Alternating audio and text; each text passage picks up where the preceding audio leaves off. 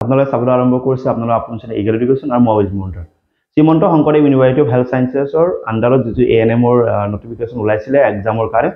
এটোৰ exam date আহি পাইছে গতিকে এক্সাম ডেট যেটো আহি পাইছে গতিকে আপোনালোকে পঢ়িব লাগে আৰু কি সিলেবাস চাব কেনেকৈ পঢ়িব সেই বিষয়ে অকমান আলোচনা কৰিব বিচাৰিছো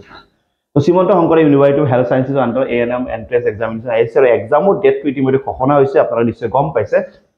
কোনপথে অফিচিয়েল নটিফিকেশ্যনটো এবাৰ দেখাই লৈছো অফিচিয়েল নটিফিকেশ্যনটো হৈছে এইটো আৰু অফিচিয়েল নটিফিকেশ্যনত মেনশ্যন কৰা আছে যোনটো এক্সাম সেই এক্সামটো ইতিমধ্যে 18 তাৰিখ ওকে 18 তাৰিখে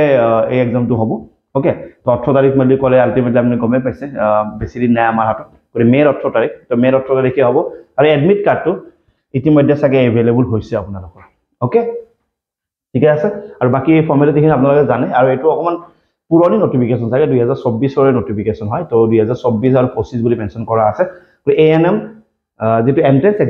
এক্সামটো 18 তাৰিখে ওকে 18 তাৰিখে এক্সামটো অৰ্গানাইজ কৰা হ'ব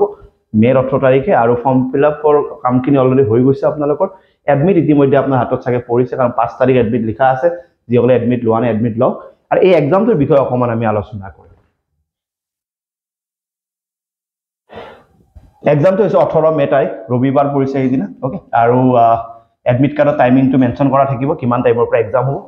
এক্সামটো 2 ঘণ্টাৰ এক্সাম হ'ব আৰু মাল্টিপল চয়েস কোৱেশ্চন এমসিকিউ বেছে হ'ব গতিকে তাক লৈ কোনো চিন্তাৰ কাৰণ নাই আৰু 50টা এমসিকিউ ইয়াত থাকিব আৰু মাৰ্কস থাকিব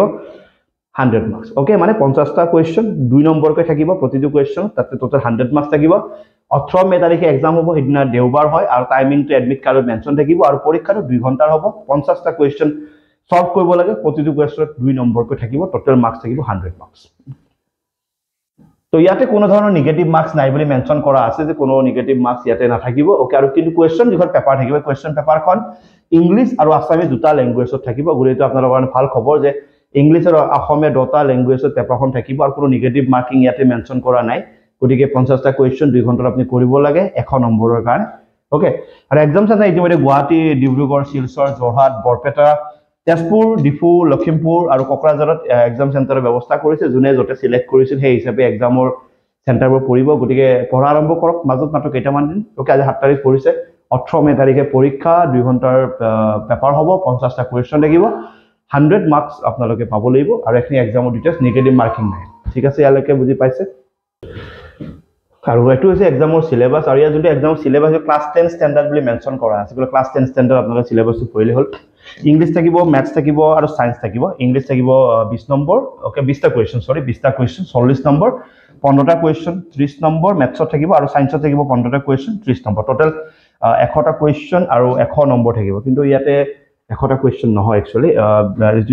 মানে আছে 30 এটো 50 হ'ব লাগিছিল ওকে 50 হ'ব লাগিছিল তো 50টা কোৱেশ্চন 100 নম্বৰ থাকিব ঠিক আছে আৰু 20টা কোৱেশ্চন ইংলিশৰ পৰা 15টা কোৱেশ্চন ম্যাথছৰ পৰা আৰু 15টা কোৱেশ্চন সায়েন্সৰ পৰা বাট গোটেই সিলেবাসটো ক্লাস 10 স্ট্যান্ডাৰ্ড হ'ব ইংলিশ কিনি ক্লাস 10 স্ট্যান্ডাৰ্ড ম্যাথছ আৰু সায়েন্স কিনি আপুনি ক্লাস 10 স্ট্যান্ডাৰ্ড পঢ়িব লাগিব গতিকে মৰম অসুবিধা নাথাকিব লাগে ধুনিয়াকৈ পঢ়িলে 50টা কোৱেশ্চন 100 নম্বৰ থাকিব ধুনিয়াকৈ পঢ়ক যিমানখিনি প্ৰায় ইমানখিনি কষ্ট কৰক হ'ব আৰু এটো ম্যাথছৰ সিম্পল সিলেবাস ম্যাথছৰ সিলেবাসৰে কমন হয় যদি ক্লাস 10 স্ট্যান্ডাৰ্ড বুলি কোৱা থাকে তো ম্যাথছৰ যিটো সিলেবাস থাকিব এই সিলেবাসটো কমন হয় আৰু হেতু সিলেবাস জেনেৰেলি আমি গ্ৰেড 3 গ্ৰেড 4 ত ইউজ কৰো যিবোৰ এক্সাম হৈ থাকে গতিকে এই সিলেবাসটো আপোনালোকে বিভিন্ন পৰীক্ষাত ইতিমধ্যে ইউজ কৰিছে ম্যাথছৰ সিলেবাসটো আবাৰ আপোনালোকক মই দেখাই দিছো গতিকে সম্ভৱ একো টান টপিক নাই বাট মই ক্লাস 4 স্টাৰ্ট কৰা আৰম্ভ কৰিম ঠিক আছে আৰু যদি কোনোবা বিটিসিৰ এক্সামৰ কাৰণে পঢ়ি আছে বা ক্লাস চাই আছে গ্ৰেড 3 গ্ৰেড 4 ৰ বাবে তেওঁলোকৰ কাৰণে নতুন কিতাপ আহিছে ওকে বিটিসিৰ গ্ৰেড 3 গ্ৰেড 4 ৰ কাৰণে এই কিতাপখন pustakgriha.com বুলি যদি আপুনি গুগলত সাৰ্চ কৰে pustakgriha.com বুলি সেই লিংকটো যেটো আমাৰে হয় গৰি সেই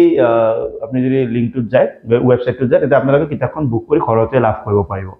আৰু যদি আপুনি ভাবে ওচৰৰ কিতাপৰ দোকানৰ পৰা ল'ব বিচাৰে কিতাপৰ দোকানৰ সুধি চাব যদি কিতাপখন আহিছে আপোনালোকে ল'ব পাৰিব আৰু ক্লাস 10 স্ট্যান্ডাৰ্ড বুলি যেটো কৈছে যে টপ 20 টেষ্ট সিৰিজ এখন কিতাপ আছে 20খন টেষ্ট সিৰিজ আছে 20খন টেষ্ট আপুনি ঘৰতে প্ৰেক্টিস কৰিব পাৰিব আৰু ইয়াতে সলিউশন কি লাষ্টত দিয়া থাকিব ইংৰাজী অসমীয়া দুয়োটা মাধ্যমত থাকিব ইয়াতে ম্যাথছ সায়েন্স জেনাৰেল নলেজ আছে সায়েন্স আছে গৰি যেটো পাৰ আপোনাক লাগে সেই পাৰ্টটো আপুনি প্ৰেক্টিস কৰিব পাৰিব ঠিক আছে তো এআৰএম এক্সামৰ কাৰণে আপোনাক শুভেচ্ছা জনাইছো ক্লাস অতি সোনকালে আৰম্ভ কৰিম গতিকে নিশ্চয় আপোনালোকৰ হেল্প হ'ব ওকে চাই থাকিব আপোনালোকৰ আপোন channel Eagle Education thank you so mass